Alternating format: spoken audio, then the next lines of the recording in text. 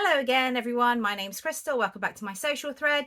So today is my March plans video, where I will be talking about all of my plans, sewing plans for the month of March.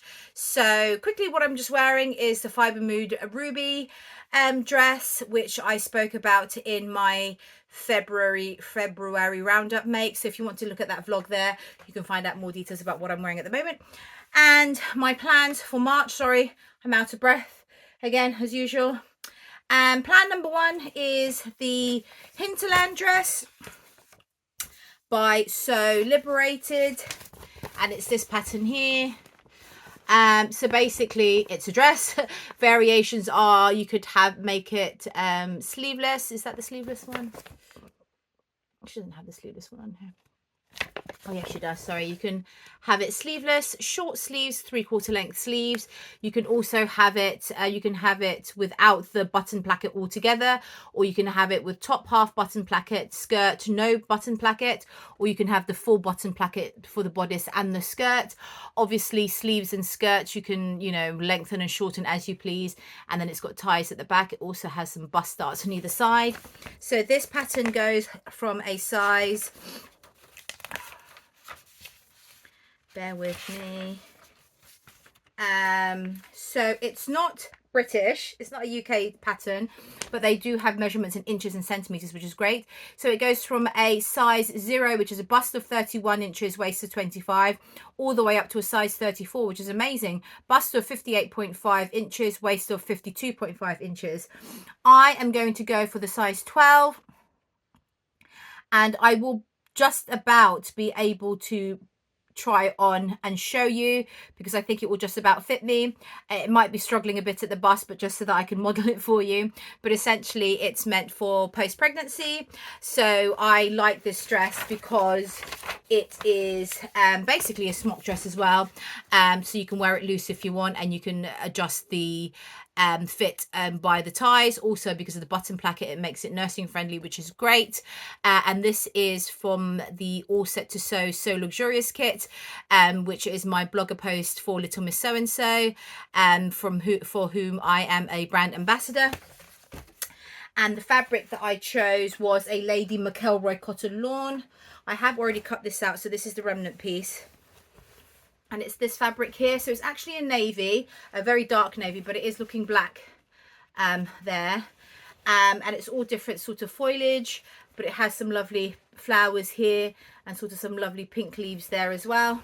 So I thought the print was kind of spring summery, but then the colorway was still okay to wear for now that it's still a bit nippy. So I thought it was kind of like a lovely transitional piece.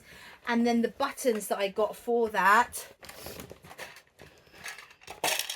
were some lovely, I'll show you together, some lovely sort of green, I'm going to describe it as like a crocodile print, but it isn't, but I just thought it looks lovely together, how that goes really, really nicely together. So I got 12 of those buttons, matching thread, the fabric, the A0 printout, and a haberdashery gift, all for £65, including postage and packaging, which is amazing. So that's my first plan for this month. Also, I have been meaning to make this dress for a long time. I actually have this dress myself even before I got this pattern as part of my kit. So I, like I said, already had that in my plans. And once I've done the first dress, just to see how it fits and everything, I plan to make another one in quick succession. And the fabric I'm going to use is this lovely ochre double gauze, and this is from Sew Me Sunshine. So I mean, you must have seen this everywhere. So it's lovely double gauze, which is essentially 2 pieces of cotton kind of stitched together. So the front side is bigger checks, and then the reverse is smaller checks, so you can play around with the placement of the checks if you want to. I plan to do use the bigger checks for the skirt and the sleeves, smaller check for the bodice, and then cut that on the bias so it's the other way around. I might even put a frill at the bottom with the small check to coordinate those two together. And then I've got some lovely just yellow buttons to go with that. So that's my second plan for March. third plan, and also, sorry, I am taking part in Sew Yellow for Endo, which is an initiative to raise awareness for endometriosis. And part of that challenge is to make something up in the make a garment up in yellow fabric, or fabric that has yellow in it. So this is going to be my first entry. And my second entry, I'm going to make the Tilly and the Buttons Lyra shirt, which is my favorite ultimate shirt dress. I have made probably about 6 or 7 or 8 of these short sleeve and long sleeve variations. I've also sort of played around with the tiers of the skirts, lengthened them, shortened them, that sort of thing. And this one here is, as I say, it's a shirt dress. So you've got a collar stand and a collar, bust dart, short sleeves, long sleeves with elasticated cuffs, 2-tiered skirts, which you can have single, or you can shorten the top one, shorten the bottom one. You know, you can play around with that as much as you want. And there's a waist tie as well. And this goes from a size UK 6 to a UK 24. But they have actually, I bought this a long time ago, they have actually extended up to a UK 32, I believe, as well. So this particular bracket of sizing, UK 6, bust of 30, waist of 24, all the way up to a UK 24, bust of 48, waist of 42. And yes, so I plan to make this in a Lady McElroy cotton lawn, which I've had for ages, and it's their lemon print. This is already cut out, so I already have it all in a project bag ready to go. So I will just show you a piece of the fabric if I can get some out. Come on, fabric. What is this, a pocket? Yeah, it's a pocket. So it's lovely lemons, and they also do it in a black colorway, which I also have, which is, you can't see it, no, it's down there, this one here, black with the yellow. So this one is already cut out. Like I say, I've used the Lyra lots of times before, so I've just used my standard pattern. And again, another post-pregnancy dress, great because it's basically a loose fit, but then the waist ties can pull you in as you please. Also, it's got the nursing access with the button placket, which is great for me. So that's the third thing I have planned for March. Oh yes, and then I plan to make a couple of newborn baby growth sets for my baby, which is due in May. And the fabric, you have seen this fabric before. So I've made a sweatshirt and pants for the same baby that's due. And it's, sorry, it's a bit creased. This is the fabric that I've used. So this lovely airplane, hot air balloon fabric from Little Legs Fabrics or Jelly Fabrics, I'm not quite sure. And it's a French terry, blue back French terry, there's the back. And I'm going to contrast that with a lovely blue. So it's a baby growth set. I'll pop up the photo. I think it's a brindle and twig one, and a matching hat. And then I also make a matching blanket, so that will be the front of the blanket, and the reverse of the blanket is this lovely vintage blue minky from Pound Fabrics. And I have made these sets before, not in this particular fabric combination, but I have made these sets before for family and friends as gifts for baby showers or new baby gifts, that sort of thing. So I quite like the idea of that. So I'm going to make 1, if not 2 sets of those for my baby.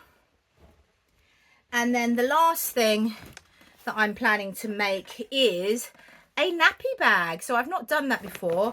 I've not actually sewn a bag at all. I've made a bag, like a leather bag from, what's it called? Leather and needle leather thread. Leather needle thread. But that was more weaving of the leather and hammering it together. So this is an actual bag that is going to be sewn. And I found this company called Swoon. And they do nappy bag, they do bag patterns, loads and loads of bag patterns. And yeah, so it's a nappy bag. It's called the Belle baby bag. It's quite large. It's got front pockets, side pockets, and then inside. I don't have any more pictures. Oh, sorry, there's no more pictures. But inside it's got similar sort of pockets on the inside. It's got straps. You also have a loop here where you can hang a shoulder strap, and also you can make stroller straps. to add to your stroller, which is, or pushchair as they call it here in the UK, which is really, really great. And I have bought so many materials for this bag. It's unbelievable. So you need quite a few different bits and bobs. Should I show you? Right. So you need your quilting weight exterior fabric, your quilting weight lining fabric. Then you need you need foam interfacing, woven interfacing, heavy stabilizer, and they're all from a brand called Pellon, who I've never used before, but I found them quite easily in the UK, which is great. A handbag zipper, 2 D-rings, 4 rectangular rings, 2 swivel clips, 1 strap side. So basically loads and loads of different bits and pieces, which I have never used before, but it was fun trying to locate them or source them and then buy them, and now that I have it all together, it's really, really, really great. So for the outside of the bag, I have chosen a Rifle Paper Company cotton, and it's this one here. So I thought I went for the blues because it's a boy, but then also the florals and the pinks because I'm going to be using it. And I was looking for the canvas because I just thought that was more hard wearing for a nappy bag. But what I found instead is you can just use quilting, like normal cotton quilting fabric, and you can use this product called, do I have it in here? It's called Oddicoat, and it's basically a what would you call it, like a paste that when you treat the fabric, it makes your fabric like oilcloth. So it's waterproof, it's more hard wearing, but it's not, and it's a little bit, it has a little bit more weight to it, but it's not as thick and as hard to work with as oilcloth. You know, oilcloth, like the cath kits and nappy bags are oilcloth, and they're quite thick and heavy, and I suppose sewing that on a curve would be quite difficult. But this I found whilst I was just doing research on handbags, on bag making, this is what they've recommended, and you get like little kind of credit card things to apply it on, and it basically makes your fabric waterproof, not waterproof, showerproof, splashproof, that sort of thing. So that's, let me just show you. I have already cut these bits out, and I have already prepared some with the Oddicoat. So this is the fabric as it is without the Oddicoat, and then I've got a panel piece here, which you can see it straight away. It's got a bit of a shine, you can see there. So that's already waterproofed, as it were.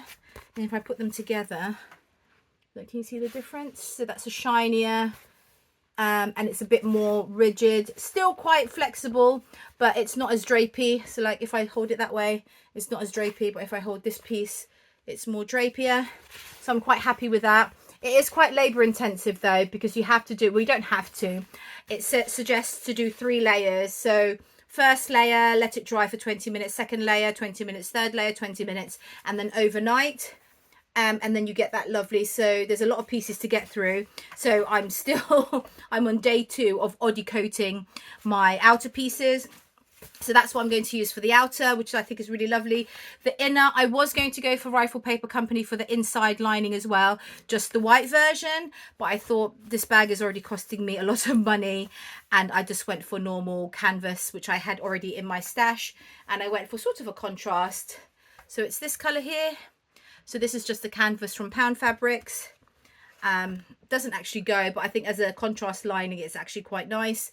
And I'm going to Oddicoat all of that as well. So it's going to take time to do all of that. Oh, and I've also got some, so for my accents and for my handles, I am using some green faux leather. Let me show you. So this is the bottom of the bag. Cut that out already. It's like a hammered faux leather. And then I think that goes really, really nicely together, those two together. So if you think like a strap over that, I mean, how lovely does that look together? I think it looks really, really nice. I was going to go for real cowhide leather, and it wasn't even the price. The price was, I would say, 2.5 times. So I think for an A3 sheet of faux leather, it's about £5. For an A3 sheet of real cowhide leather, not A3, yeah, A3 sheet, it's about £12.99, £13. So it wasn't really the expense as such. It was just that or was it the expense? Well, I find that vegan leather is all the rage now, and obviously faux leather is vegan leather, and I just think that it actually wears quite well. Like, I do have an old nappy bag that is made of vegan leather, and I think it works just as well as normal leather for half the price or a third of the price, which is great. So that's what I'm going to go for. And then it gets all exciting. So this is sort of the stabilizer. You can see it's quite thick, quite rigid. So that's for the bottom of the bag. And then the foam,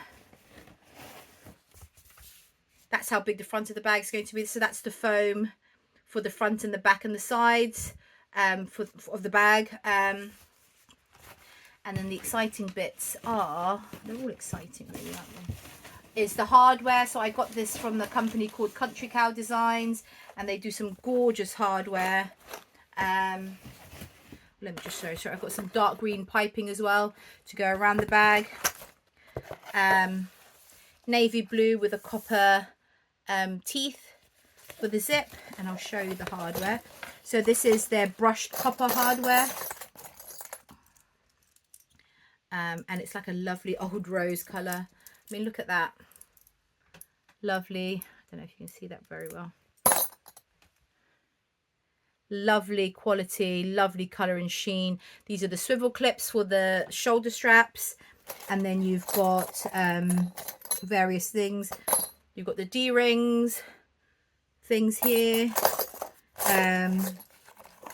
This is the zip, the copper zip. So all really lovely things. You've got the magnetic closures, and then you've even got little tiny feet, little rose gold feet that go at the bottom of the bag. So these will go at the bottom of this. I'm going to put little tiny feet to go on there. So there's a lot involved. It is quite involved in terms of preparing and getting everything together, but actually looking at the instructions, it's quite a straightforward sew. So hopefully once all my fabric pieces are oddie coated, I can make a start on actually sewing that. And so that will be a new thing for me this month. And that is it. That's my plans for March. Hopefully I'll get all that done. And I hope you enjoyed those plans.